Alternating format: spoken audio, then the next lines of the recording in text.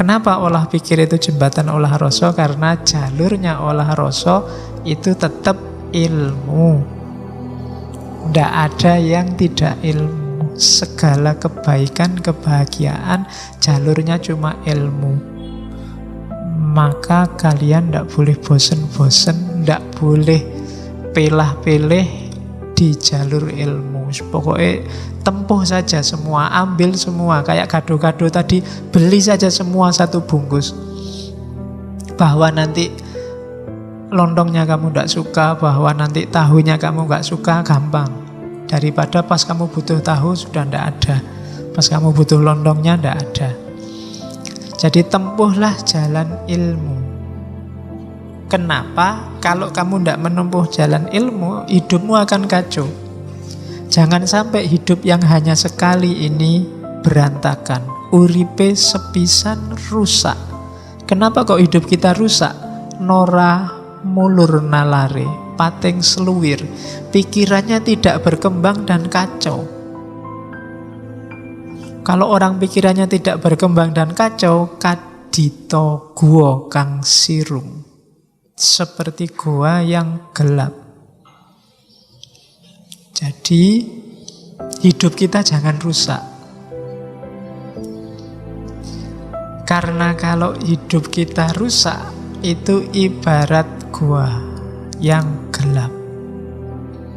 Cirinya hidup rusak apa? Nalarnya tidak berkembang, pikirannya kacau, pating seluwir. Jalan ilmu itu menuntut kita untuk pikirannya tidak pating seluwir. Pikirannya pating seluwir itu isinya banyak tapi tidak jelas. Saya sering ditanya teman, Pak, gimana ya Pak, saya itu baca buku, pas baca paham, setelah baca hilang. Ya kan?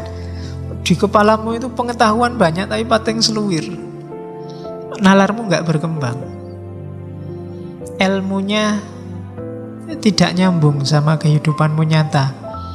Ilmunya tidak bisa jadi penerang. Mungkin terlalu jauh. Kayak istilahnya Ghazali ya, ada ilmu yang mubadir. Ilmu yang mubadir itu kamu capek-capek belajar tapi tidak berbuah, ilmu itu tidak berjalan dalam hidupmu. Kamu sejak SD sampai kuliah hari ini kan wis oke yo, mata pelajaran, mata kuliah itu sudah karu-karuan lah. Kadang ya dibolan baleni. Tapi tidak ngefek dalam hidupmu, tidak meningkatkan kualitas hidupmu. Pikirannya pating seluwir, nalare ora mulur. Pikirannya tidak berkembang, ilmunya hanya dihafalkan dan tidak jalan dalam praksis hidupmu. Ketika ilmu tidak bisa mencahayai hidupmu, maka hidup kita seperti goa yang gelap. Goa yang gelap itu mungkin ono isinya emas, mungkin ada isinya sungai yang indah yang kamu bisa mandi di situ, tapi kamu tidak tahu. Padahal kamu luar biasa loh. Itu kenapa pikiranmu tidak berkembang. Itu ada kalimat yang terkenal, yang sering dikutip orang, termasuk beberapa kali saya kutip. Ngilmu iku kelakone kanthi laku, lekase lawan kas, tegese kas nyantosani, setya budya pangekese dur angkara. Ilmu itu dapat dicapai dengan laku. Jadi laku di sini tidak selalu diartikan setelah dapat ilmu terus dijalankan. Tapi ketika menempuh ilmu, kamu sudah melakukan laku. Itu di Jawa. Maka penempuh ilmu juga harus ngerti cara suluknya seorang menempuh ilmu. Kalian menempuh ilmu sambil foya-foya, menempuh ilmu sambil seneng-seneng, menempuh ilmu sambil ndak tirakat sama sekali, ndak ada gunanya. Kenapa tadi ilmumu banyak hilang kayak versi Jawa ini? Karena kamu ndak melakukan laku. Tidak ada tirakatnya. Jangankan puasa, disuruh sederhana apa adanya, susahnya luar biasa. Pinginnya kamu selalu wow, selalu mewah, selalu lebih. Tidak jadi ngelmu. Jadi ketika kamu berjalan menuntut ilmu itu sudah harus ada lakunya. Jadi ada rumus tirakatnya. Itu di Jawa, makanya para sufi itu ada uzlahnya, ada riyadohnya. Kalau tidak ada ininya, kalau tidak mau berkorban, tidak mau sengsara, ya susah. Itu tadi ilmunya hilang. Kamu pengen nyari ilmu sambil tetap seneng-seneng, sambil tetap maksiat sidik-sidik, kalau diingatkan, alah Pak, dosa kecil aja. Wudhu aja sudah rontok itu Pak, ya kan? Jadi ya ndak, kalau ndak laku ya ilmunya ndak kelakon. Ilmu itu kalau ndak kelakon ya ilmunya ndak manfaat untuk hidupmu. Kalau ndak manfaat, dia ndak bisa mencahayaimu. Mungkin ada dalam dirimu, tapi dirimu seperti gua yang gelap. Itu filosofinya orang Jawa. Dan lekase lawan kas. Kas itu kemauan, keinginan. Bahasa Arabnya niat. Diawali dari niat. Maksudnya kas apa? Niat untuk menguatkan, niat untuk olah rasa tadi, niat untuk jadi manusia utama. Berniatlah, lakukan laku. Niatlah untuk melakukan keutamaan dan ketulusan budi untuk menaklukkan kejahatan. Jadi hidup kita itu bekalnya ilmu. Cuma ilmu ini tidak ada gunanya kalau tidak diiringi laku. Ilmu yang tidak diiringi laku itu membuat hidup kita berantakan. Karena akal kita tidak berkembang, pikiran kita fragmentaris, pating seluwir, dan hidup kita seperti dalam gua. Mungkin kita pinter, mungkin kita punya banyak bekal, tapi tidak mencahayai hidup kita. Hidup kita orang kaya wong pinter. Banyak kan orang yang sarjana, mungkin dokter, mungkin profesor, akhirnya dipanggil KPK. Kenapa bisa begitu? Ilmunya tidak mencahayai hidupnya. Mungkin dia ngerti, mungkin bahkan hafal ayat, mungkin juga bisa ceramah. Buktinya kalau ke pesantren ya para santri cium tangan. Tapi ilmunya sendiri tidak mencahayai hidupnya. Jadi tempuhlah jalan ilmu, nasihatnya Mang Nugrompat, dengan laku. Yo gelemlah tirakat. Tirakat itu bukan berarti hidup tidak punya. Tapi kamu ambil secukupnya. Kadang-kadang kamu cegah dirimu untuk tidak menikmati yang bisa kamu nikmati. Itu puasa. Makanya saya sering dulu waktu filsafat puasa, hanya orang puasa yang menikmati, ngerti enaknya buka puasa. Kalau kamu tidak puasa, tidak ketemu buka puasa. Maka jalani laku. Yang ingin masa depanmu cerah, mungkin sekarang kamu ragu-ragu, bimbang, tirakatlah. Cari jalur tirakat sesuai yang kamu cocok. Puasalah. Puasa tidak harus dalam arti harafiah kamu tidak makan, tidak minum Senin Kemis Daud dan kawan-kawan. Itu boleh. Tapi yang jelas kekang dirimu, jangan dilampiaskan sekarang. Nah, itu jalannya penempuh ilmu. Terus selanjutnya, nah ini antara lain dietnya para pencari ilmu versi Wedotomo. Yang pertama apa? Tandahwen pati openan. Jangan iri, jangan dengki.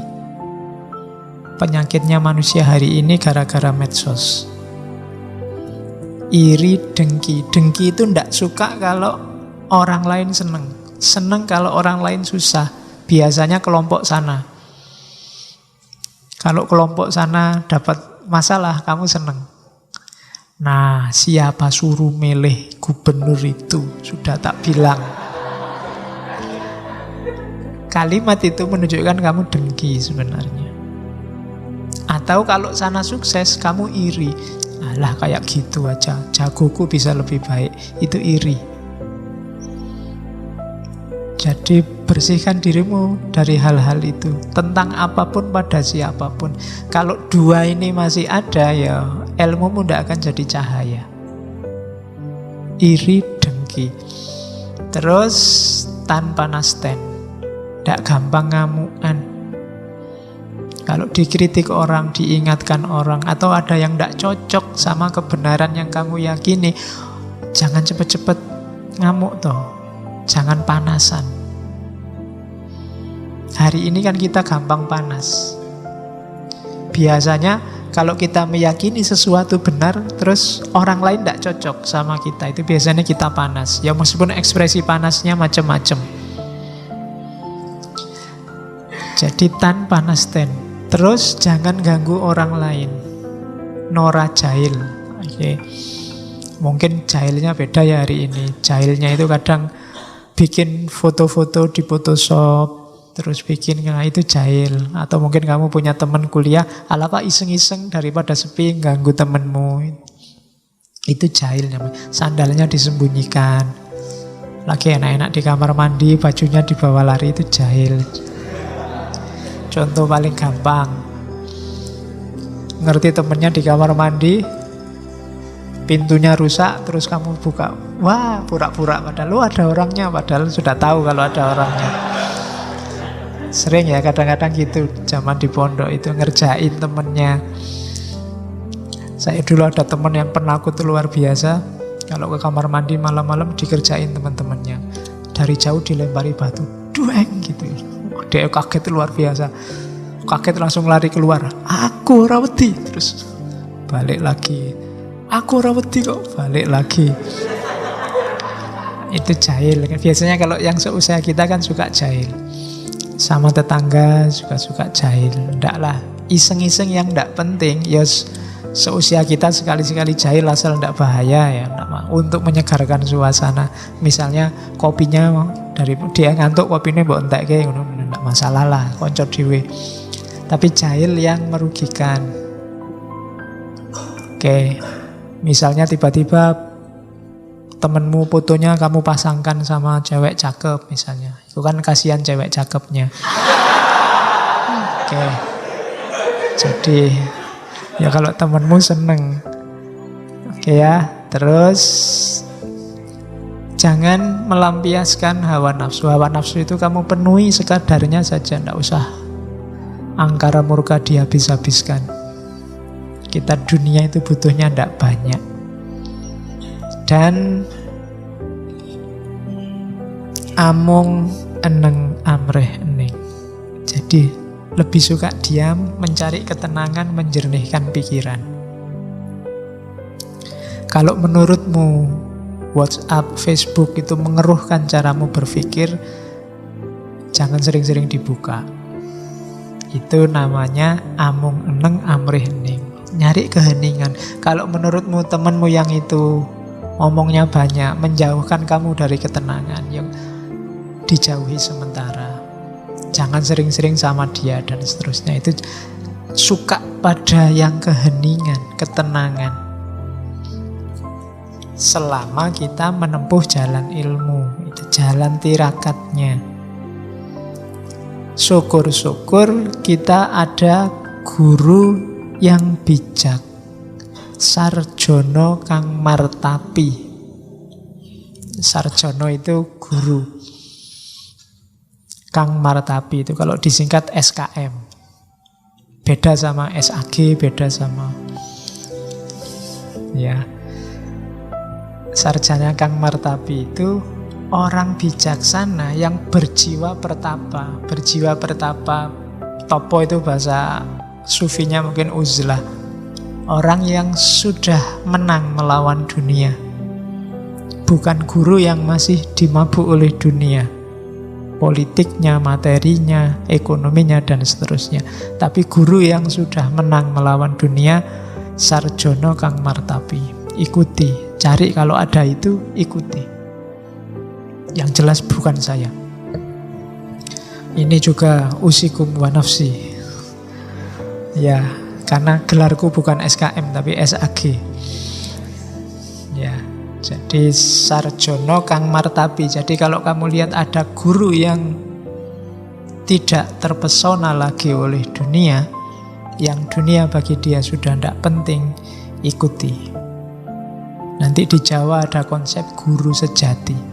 Kapan-kapan kita bahas itu. Dalam tasawuf ada konsep mursyid. Oke, terus ini yang hati-hati, kita sering ada di sini yang terakhir, tidak menggunakan pengetahuan semata-mata hanya untuk nyari nafkah atau pamrih. Jadikan semua yang duniawi dalam cari ilmu itu efeknya saja.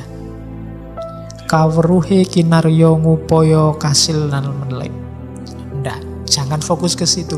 Bahwa nanti setelah cari ilmu kamu dapat ijazah, yang ijazah itu dapat dipakai untuk ngelamar pekerjaan, yaitu efeknya, tidak utama. Sama kayak kamu menempuh jalan sufi, ada karomahnya, tapi karomah bukan tujuan. Tidak usah takut rezeki. Kalau kamu takut sama rezeki, besok jadi apa? Kamu sedang melecehkan Gusti Allah. Lah yang ngatur rezeki itu Gusti Allah. Kok kamu takut? Kamu tidak percaya, po? Kan gitu.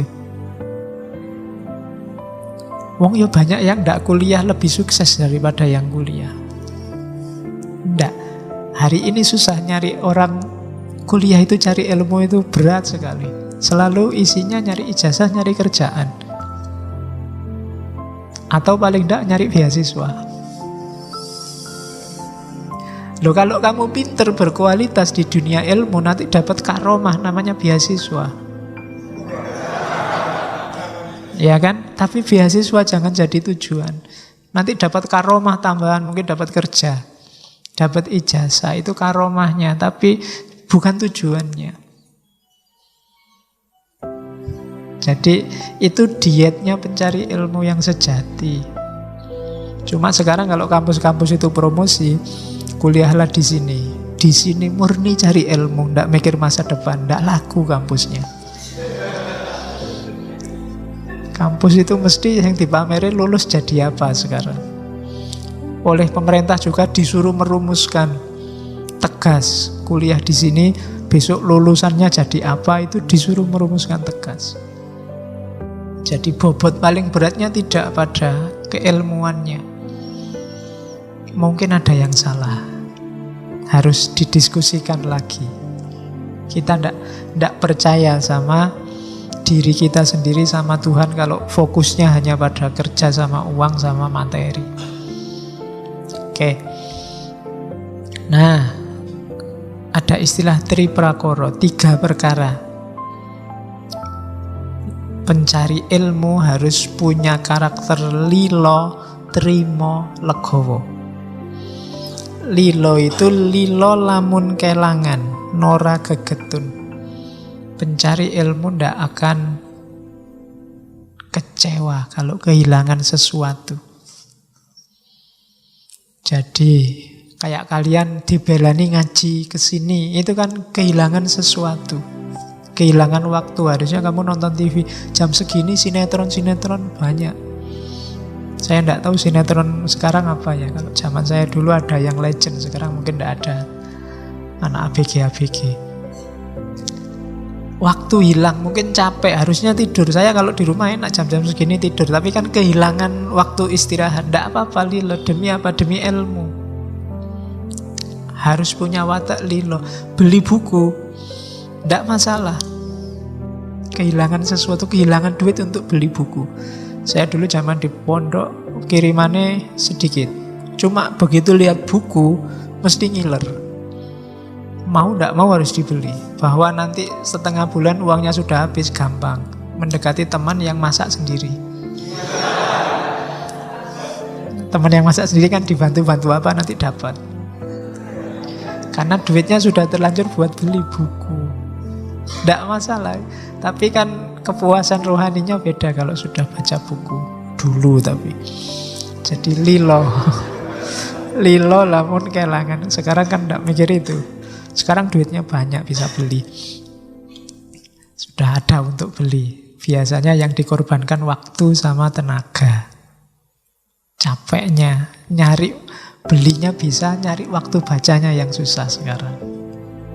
Kalau dulu waktu bacanya banyak, belinya ndak kuat. Zaman dulu di seberangnya UIN itu ada toko buku Gunung Agung. Itu saya termasuk mahasiswa ndak gaul. Karena kalau ada waktu kosong mesti nongkrong di buku itu. Dan zaman dulu toko buku ndak kayak sekarang. Sekarang semua buku kan diplastiki. Jadi kamu ndak bisa baca. Meskipun diam-diam kadang mbok suwek dhewe terus mbok waca. Ya, untuk lihat isinya. Kalau dulu bisa berjam-jam di toko buku. Kadang mulai jam 8 kuliah jam pertama, jam setengah 9 sampai jam setengah 1 di situ. Lumayan surganya pencari ilmu itu toko buku yang bisa dibaca di tempat. Ya, jadi rela. Tetap ada yang harus dikorbankan. Nggak boleh cari enaknya saja. Pasti ada yang harus dikorbankan. Kalau nggak lilo, ya nggak jadi mencari ilmu. Terus trimo lamun ketaman seserik sameng dumadi. Jadi sabar, trimo. Kalau dapat perlakuan yang menyakitkan hati, pasti. Ketika kita menempuh jalur khusus yang berbeda dengan orang lain, pasti nanti ada perlakuan-perlakuan yang menyakitkan hati kita atau tidak cocok sama kita. Harus terima. Bahasa Arabnya ridho. Terimalah kalau ada orang tidak cocok sama kalian. Dan yang terakhir legowo, ikhlas, menyerahkan diri pada Tuhan. Karakter utama seorang pencari ilmu itu 3. Lilo, trimo, legowo. Kalau kalian punya 3 karakter ini, hidupmu akan tentram. Yang membuat hidup kita sumpek adalah kita suka tidak rela kalau kehilangan sesuatu. Kita tidak terima kalau ditimpa hal-hal yang kita tidak suka. Dan kita tidak legowo, tidak rela atas kisah hidup kita, jalan hidup kita. Kita komplain dan mengeluh terus pada Tuhan. Jadi Mangkunegoro kaping sekawan mengingatkan kita, laku utama kita harus punya 3 nilai ini: lilo, trimo, dan legowo.